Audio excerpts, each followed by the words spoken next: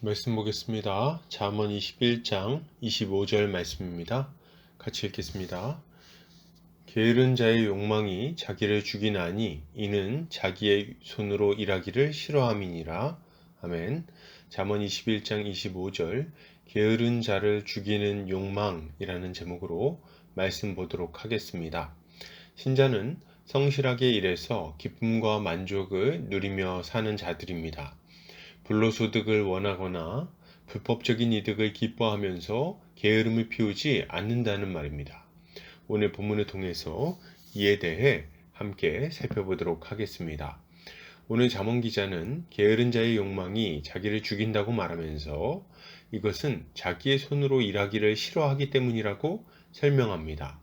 이것을 타번역본에서는 게으름뱅이의 욕심은 그 자신까지 죽이니 자기 손으로 어떤 일도 하기 싫어하기 때문이다 라고 번역하고 있습니다. 본문은 게으른 자의 욕망이 자기를 죽인다고 말하면서 그 이유를 자기 손으로 일하지 않기 때문이라고 말하고 있어요.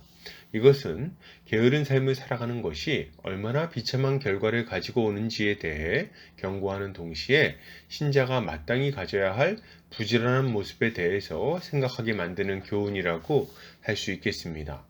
먼저 본문은 게으른 자의 욕망이 자기를 죽인다고 말합니다. 여기서 게으른 자는 아첼이라는 단어를 사용하고 있는데 이 단어는 게으른, 나태한 등의 의미를 가지고 있습니다. 그리고 욕망은 타와라는 단어를 사용했는데 이 단어는 욕구, 욕망, 갈망이라는 의미를 가지고 있어요. 정리해보면 게으르고 나태한 자가 가지고 있는 욕구와 욕망은 그 자신을 죽이게 될 것이라고 경고하고 있는 것입니다. 이것은 매우 재밌는 설명입니다. 만약 게으른 사람도 욕망을 가지고 있지만 결국 불만족하게 될 것이라고 말한다든지 원하던 것을 얻지 못하게 될 것이다 라고 말한다면 쉽게 이해가 됐을 거예요. 그런데 그렇게 말하는 게 아니라 게으른 사람의 욕망은 그를 죽이게 될 것이라고 말을 하는 겁니다. 사람이 가지고 있는 가장 기초적인 욕구와 욕망은 생존이에요. 어떤 분들은 욕구와 욕망을 무조건 안 좋은 것으로 여기기도 합니다. 그러나 욕망은 좀 큰 관점에서 볼 때 사람을 죽이는 것이라기보다는 생명을 유지하게 만들고 더 풍성하게 누리게 만드는 것이라고 할 수 있습니다. 배가 고픈데 먹고자 하는 욕구가 없다면 어떻게 될까요? 죽고 말겠죠. 안전에 대한 욕구가 없다면 어떻게 합니까? 위험한 곳으로 준비 없이 막 다니다가 화를 당하게 될 것입니다. 또 아무런 욕구와 욕망을 가지고 있지 않다면 그 사람은 더 나은 삶을 살고자 노력하지 않을 거예요. 이처럼 욕구와 욕망은 사람을 움직이게 만들어서 생명을 보존하게 만들 뿐 아니라 현재보다 더 나은 삶을 살도록 만드는 동인이라고 할 수 있는 것입니다. 그런데 오늘 본문은 이러한 욕망이 게으른 사람을 죽인다고 말하는 거예요. 그러면 본문은 대체 왜 게으른 자가 가진 욕망이 그를 죽인다고 말하는 걸까요? 본문은 이렇게 되는 이유를 게으른 자가 자기의 손으로 일하기를 싫어하기 때문이라고 설명합니다. 여기서 싫어하다는 마엔이라는 단어를 사용하고 있는데 이 단어는 거절하다, 거부하다 등의 의미를 가지고 있습니다. 그러니까 본문은 게으른 자가 욕망 때문에 죽게 되는 근본 원인이 자기 손으로 일하는 것을 거부했기 때문이라고 말하고 있는 것입니다. 그러면 이렇게 일하기를 거절하는 것이 왜 죽음의 원인이 되는 걸까요? 그 이유는 분명합니다. 일하지 않는 자가 욕망을 만족시키려다가 불법을 행하게 되고 그 불법하고 불의한 삶의 결과로 죽음을 맞이하게 되는 거예요.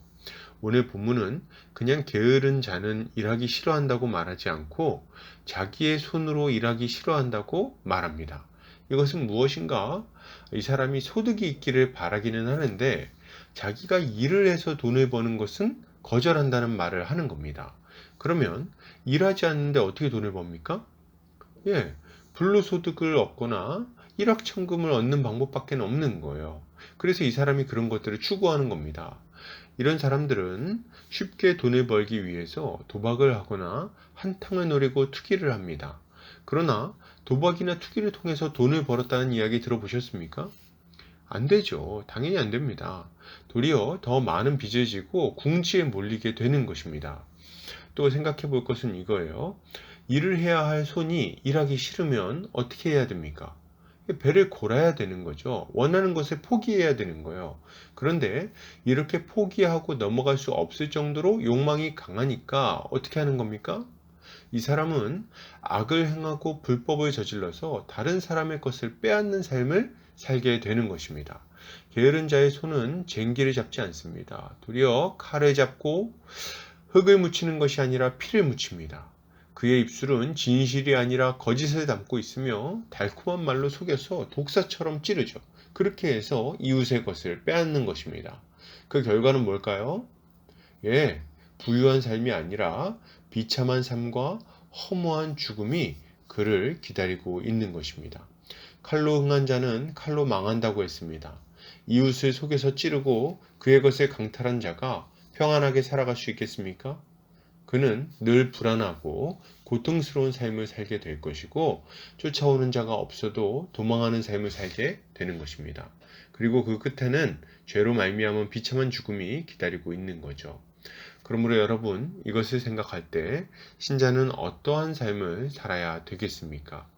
충분히 수고하지 않고 욕망을 채우려고 하는 어리석은 생각을 버려야 되겠습니다. 불로소득을 바라는 마음을 버리시기 바랍니다. 도박이나 투기를 통해서 얻는 쉬운 돈을 바라지 않아야 됩니다. 쉽게 돈을 벌게 해주겠다는 자들의 말에는 독사의 독이 숨겨져 있음을 알아야 되겠어요. 또한 불법을 통해서 얻는 소득에는 불이 붙어 있음을 알아야 되겠어요. 그것은 때가 되면 우리의 인생 전체를 완전히 태워버리고 말 것입니다. 우리는 수고하여 돈을 버는 것이 자랑스러운 일이고 안전한 일이며 지혜로운 일임을 알아야 하겠습니다. 게으름을 버리고 부지런히 일합시다. 불법에는 눈길도 주지 말고 의의 길로 걸어갑시다. 이렇게 할 때 우리의 욕망은 건강한 만족과 기쁨으로 돌아오게 될 것입니다. 결론을 드립니다. 여러분, 게으름에 잡아먹히지 맙시다. 악한 욕망에 져서 인생을 망가뜨리는 어리석은 선택을 하지 맙시다. 성실하게 수고하여 얻은 소득으로 주와 이웃을 섬겨야 되겠습니다. 이것이 신자의 지혜입니다. 오늘도 주님의 지혜로 승리하는 성도님들 되시기를 주의 이름으로 축복합니다.